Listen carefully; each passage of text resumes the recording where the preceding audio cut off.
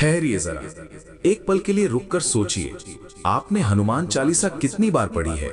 सैकड़ों बार, हजारों बार? और क्या कभी मन में ये सवाल आया कि जो पढ़ रहे हैं वो सच में वैसा ही है जैसा होना चाहिए, या बस आदत में जल्दी जल्दी बिना रुके बिना समझे शब्द निकलते चले जाते हैं? यहीं से बात शुरू होती है, क्योंकि सच यही है कि हनुमान चालीसा केवल पढ़ने की चीज नहीं है, ये तो मन को गढ़ने की प्रक्रिया है। और जब प्रक्रिया ही अधूरी हो तो परिणाम भी वैसा ही रह जाता है।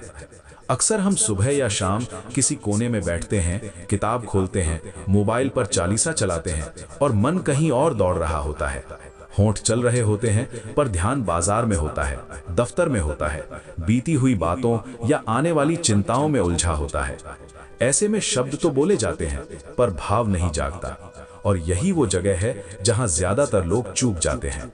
गलत पढ़ने का मतलब केवल उच्चारण की गलती नहीं है, बल्कि भाव, समझ और चेतना का अभाव भी उतनी ही बड़ी भूल है।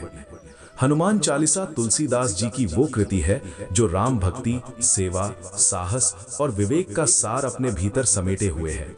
रामचरितमानस में जिस हनुमान जी को शक्ति, भक्ति और बुद्धि का अद्भुत संगम बताया गया है, चालीसा उसी का संक्षिप्त लेकिन अत्यंत गहन रूप है। जब हम इसे केवल संकट टालने का मंत्र बना लेते हैं तो इसका आधा अर्थ वहीं खो जाता है। हनुमान जी संकट मोचक जरूर है, लेकिन उससे पहले वो संस्कार निर्माता है। कई लोग चालीसा इस भाव से पढ़ते हैं कि बस आज का कोटा पूरा हो जाए। कोई गिनती करता है, कोई घड़ी देखता है। ये वैसा ही है जैसे कोई बीज बोए और हर 5 मिनट में मिट्टी हटाकर देखने लगे कि अंकुर निकला या नहीं। भक्ति का बीज धैर्य मांगता है, मौन मांगता है। कबीर दास ने कहा था कि माला फेरत जुग भया, फिरा न मन का फेर। बात बिल्कुल वही है। हाथों में माला घूमती रही लेकिन मन नहीं बदला तो असल साधना शुरू ही नहीं हुई। गलत पढ़ने का एक और बड़ा कारण है अर्थ को न समझना।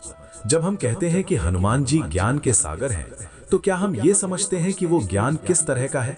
वो केवल शास्त्रों का ज्ञान नहीं, बल्कि जीवन जीने की बुद्धि है। जब हम कहते हैं कि वो अष्ट सिद्धि नवनिधि के दाता हैं, तो क्या हम ये समझते हैं कि सिद्धि का अर्थ केवल चमत्कार नहीं, बल्कि इंद्रियों पर नियंत्रण भी है? जब तक शब्दों का अर्थ मन में उतरता नहीं, तब तक पाठ केवल ध्वनि बनकर रह जाता है। आज के समय में एक और समस्या है, जल्दबाजी। सब कुछ फास्ट चाहिए, फास्ट भजन, फास्ट कथा, फास्ट चालीसा। लेकिन भीतर की दुनिया इतनी तेज नहीं चलती। मन को ठहरने में समय लगता है। उपनिषदों में बार बार कहा गया है कि आत्मज्ञान शोर में नहीं, शांति में उतरता है। अगर चालीसा पढ़ते समय मन एक पंक्ति पर भी टिक जाए तो वही एक पंक्ति जीवन बदलने के लिए काफी है। कई बार लोग पूछते हैं कि हमने तो सालों से हनुमान चालीसा पढ़ी है, फिर भी मन अशांत क्यों है? इसका उत्तर कठोर लग सकता है, लेकिन सच्चा है, क्योंकि पढ़ना और जीना, इन दोनों के बीच फासला रह गया। हनुमान जी की सबसे बड़ी शिक्षा है निस्वार्थ सेवा। अगर चालीसा पढ़ने के बाद भी हमारा व्यवहार कठोर है, अहंकार जिंदा है, दूसरों के लिए संवेदना नहीं जागती, तो समझ लेना चाहिए कि पाठ बाहर ही बाहर रह गया। सूरदास जी ने भक्ति को आंखों से देखने की नहीं, हृदय से महसूस करने की बात कही थी। वही बात यहाँ भी लागू होती है। जब आप चालीसा पढ़ें तो हर चौपाई को ऐसे सुने जैसे हनुमान जी स्वयं आपको जीवन का कोई संकेत दे रहे हों। कभी साहस की बात, कभी विनम्रता की, कभी संयम की। धीरे धीरे मन उन संकेतों को पकड़ने लगता है। ये भी जरूरी नहीं कि हर दिन पूरी चालीसा ही पढ़ी जाए। कई बार एक चौपाई को दिन भर के लिए पकड़ लेना ज्यादा असर करता है। जैसे जीवन में कोई मुश्किल आए और आपके भीतर से अपने आप साहस जागे, वही हनुमान जी का स्पर्श है, वही सही पाठ है। क्योंकि सही पढ़ना वहीं से शुरू होता है जहां शब्द व्यवहार में उतरने लगते हैं। श्री राम ज्ञान मंत्र पर हम बार बार इसी बात पर जोर देते हैं कि भक्ति डर से नहीं, समझ से होनी चाहिए।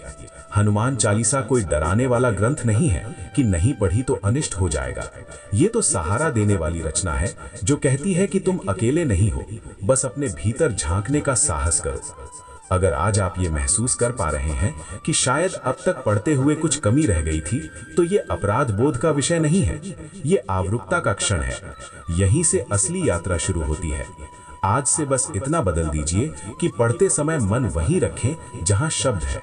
जल्दी ना करें, भाव से पढ़ें और पढ़ने के बाद थोड़ा मौन रखें ताकि शब्द भीतर उतर सकें। अंत में यही कहना है कि हनुमान चालीसा को सही या गलत पढ़ने का पैमाना कोई और नहीं, आपका अपना मन है। अगर पढ़ने के बाद मन हल्का है, विचार साफ है और जीवन के प्रति दृष्टि थोड़ी नर्म हुई है, तो समझिए आप सही दिशा में हैं।